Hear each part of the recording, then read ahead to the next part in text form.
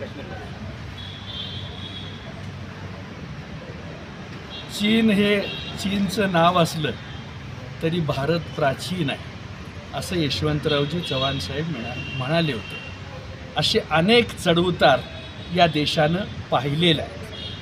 संकट काळात स्वराज्याच्या निर्मितीचा विषय असो, छत्रपती शिवाजीराजे निवर्तल्यानंतर मावळ्यांनी केलेली निकराची लढाई असो, या सर्व लढाईमध्ये विळ्या कोयत्याला धार लावून मराठी माणूस लढलेला आहे.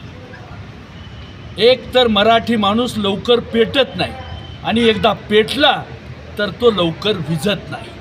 याचं भान ठेवून निश्चितपणानं हा हल्ला केवळ त्या ठिकाणी एका गावावर झालेला हल्ला नसून हा देशाच्या सार्वभौमत्वावर झालेला हल्ला आहे, लोकशाहीवर झालेला हल्ला आहे, एका संस्कृतीवर आणि देशावर झालेला हल्ला आहे. याचा निकरानं तीव्र शब्दात निषेध तर केलाच पाहिजे, पण चीनसारख्या पाकिस्तानसारख्या गुरगुरणाऱ्या देशाला सरळ करण्यासाठी जे जे करावं लागेल ते अजित डोवालसारख्या सल्लागार समितीनं ताठपणानं उत्तर या शत्रूला दिलं पाहिजे, अशी आमची ठाम भूमिका आहे.